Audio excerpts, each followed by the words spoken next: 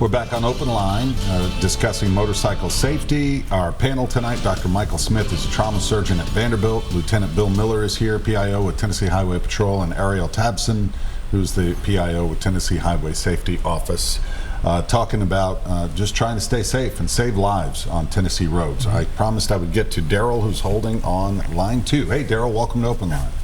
Yes. Go ahead. What's on your mind? Okay.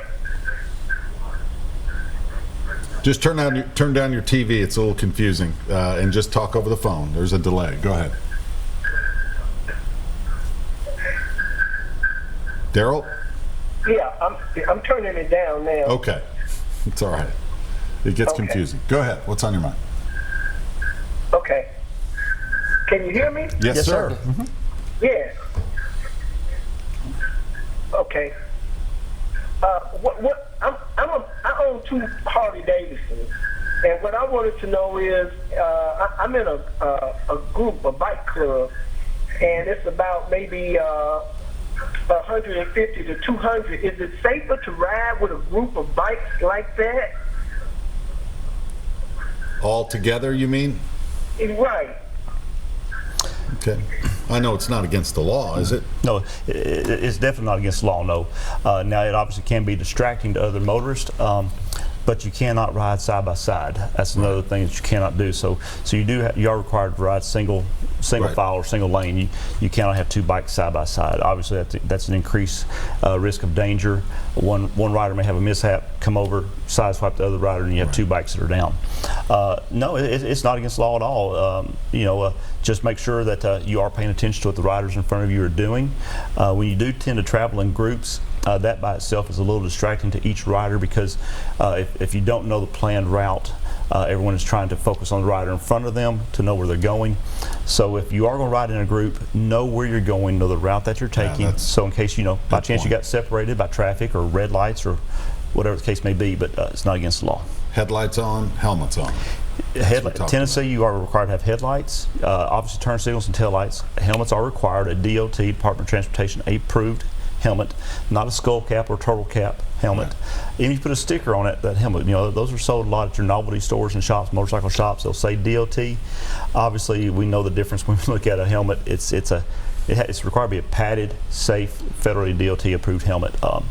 Foot pegs for all riders are required. Okay. So that is a big foot pegs. That is a big plus, especially we look at that for your passengers on bikes. A lot of times riders will take those foot pegs off, so they may get a little bit lower in their turns if they're on, say, a crotch rocket type of bike. Because obviously those are supposed to fold up, but sometimes they're damaged and they don't. How can you tell? Is it pretty easy for you to spot an off-road dirt bike that's not legal on a road? The trail bikes and dirt bikes are designed a little differently, yes. Yeah. With that being said, your all-terrain vehicles, your ATVs, and your utility vehicles that you see, such as like, your Polaris, Gators, and also your Spiders and so forth. There's a huge difference between those. The state of Tennessee has legalized some of your larger utility vehicles to be on the roadway. Now, like interstates? No, only on roadways that are 45 miles per hour maximum speed. Okay. And at that point, you as the operator are only allowed to go 35 miles per hour. So, and with that being said, the county court clerks, they tag these vehicles, and we need those to be tagged correctly. They're not a motorcycle. We don't need motorcycle tags issued to these operators. That's the incorrect violation to that, and that gives the operator the sense that they can ride this vehicle anywhere that they want to because they have a motorcycle tag. It's a very specific tag. It goes to that vehicle. That vehicle has to be insured properly. If it's going to be on the roadway, if it doesn't have a roof on it, then the rider's required to have a helmet. If it doesn't have a windshield on it, then the operator's required to have a face shield or eye protection. And that's the same thing for like your slingshots, where you see the 2 wheels up front and a single rear wheel in the back. Again, we see a lot of people operating these bikes. They have a steering wheel. They're driving them like they're driving a car, and that's not what that vehicle is. If you do not have a roof on that vehicle, you are required to wear a helmet. If you do not have a windshield, you're required to have face protection, eye protection. So So there's a lot of differences with different style bikes and ATVs and UTVs, but our troopers are trained to know the difference, and we do enforce those and make sure people are safe in their operation. Something that we brought up recently on our newscast, and I'd never thought of this, in the summertime when you're mowing your lawn and a lot of people blow grass clippings out onto the roadway. We've heard from some motorcyclists who say, please don't do that, because it's like Correct. hitting an oil slick. Very much so. Going through just a neighborhood, not even going that fast. And to blow those grass clippings back onto your lawn, it's better for your lawn and it's safer for the roads. You think about how loose, and what that can create for someone on a motorcycle.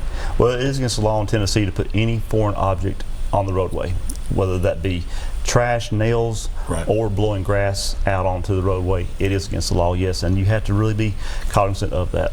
So I want to talk a little more, Doc, about some of the injuries. We talked about how many crashes there were, and sadly there were, more than 160 fatalities last year.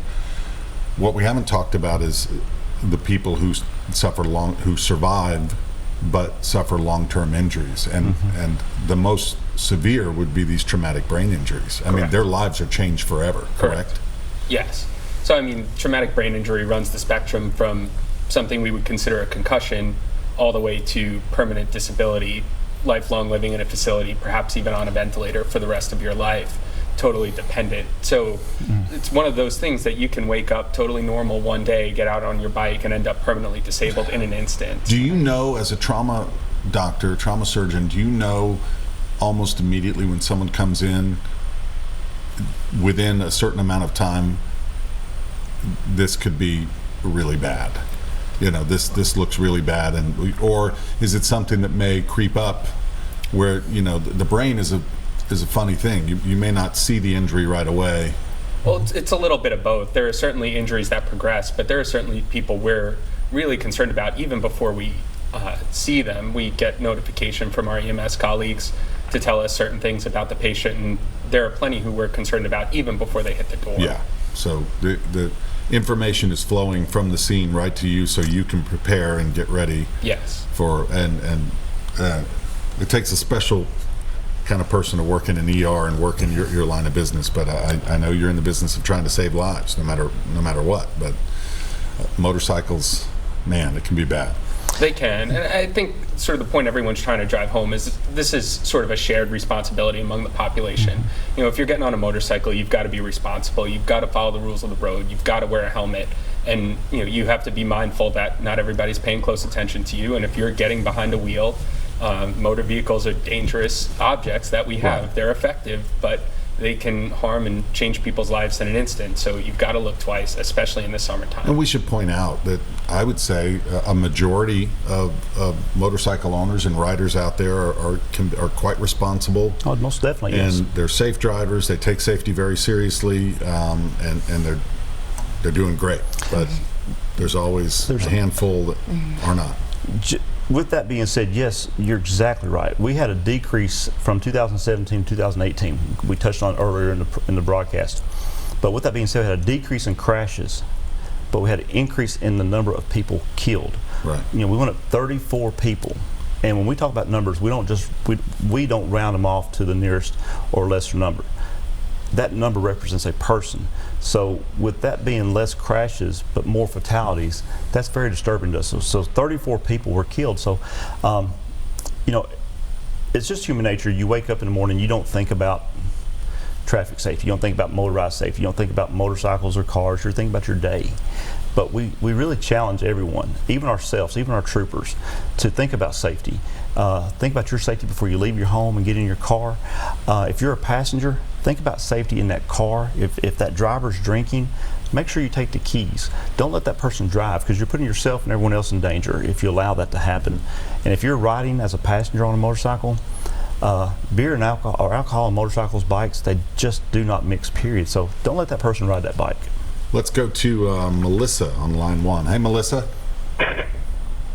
Melissa, you there? Hello. Hi, go ahead. Hi. Yes, I had a question for the doctor. Sure. Hi. I had a question for Yes, I had a question for the trauma surgeon. Go ahead. I was wondering, do you see different injury mechanisms with experienced riders versus non-experienced riders? Good question. Sure. Well, so we have experienced riders, and I think safety equipment is really important. People, like we say, a lot of motorcyclists take this really seriously. They have good helmets, they wear all their gear, and people who are experienced, you can tell, because a lot of them may have some scrapes, but they tend to keep themselves inside the cage of the motorcycle. They keep their hands on the handlebars, and they keep their legs down. People who are perhaps novices or get a little nervous as something happens, they'll stick an arm out, a leg out, an extremity will catch, and they can have a lot more of those orthopedic injuries you talked about beforehand, which can range from a broken bone to something way more serious. Yeah. Good question, Melissa. Appreciate it. Let's go to Marcus on line 3. Hey, Marcus, welcome to OpenLine. Hello, Roy? Yeah, go ahead. Yeah, hi. I have one question for the lieutenant. Yeah. Lieutenant, why do you guys discriminate against BMW's R1200 RTP motorcycles? Most agencies in California, California Highway Patrol, has transferred most of their motorcycles now are BMW 1200 RTP, and most police agencies are transferring over to those motorcycles versus Harley. Even Vanderbilt Police Motor Patrols, they even have BMW motorcycles, and if you could answer that for me, sure. I'd be glad to hear it. Have a good evening. So we've got the Germans versus the USA here with the motorcycles. Well, Marcus, that's a great question. I know it's not your decision in the end. No, it's a great question. Really is. The BMWs are wonderful machines. They're great bikes. They're very agile. They're very balanced. They're a little bit smaller. They're very nimble. But with that being said, there is a higher price tag in most cases when you are buying the BMW versus the Harley Davidson. They are, as far as operation, they are a little bit more expensive to operate when you do have to do the repairs. Parts are not readily as available as they are the Harley Davidson. So it runs into a cost issue and making sure that machine is on the roadway. And if it's down, it's not doing the state of Tennessee any good. So we've had great luck with the Harley. Harley continues to improve their bikes. It's been a tried and true bike. It carries all of our gear. And I would imagine those troopers who are riding the Harleys, they provide their input as well. I mean, I'm sure that the leadership hears what they're saying, and if they continue to say, this is the bike of choice. Well, before the contract is issued, before we go with a vendor, we do all of our homework. Just like before we go to the Ford Explorer over a Chevrolet Caprice, for example. We test these vehicles. We put them through all their paces. We go to their test facilities in a controlled environment. We test these vehicles. We test the bikes. And the Harley, it has some advantages that the BMW doesn't have, and vice versa, but the Harley seems to work better for us. Good question, Marcus. We're going to take another break and come back with our final full segment here right after this.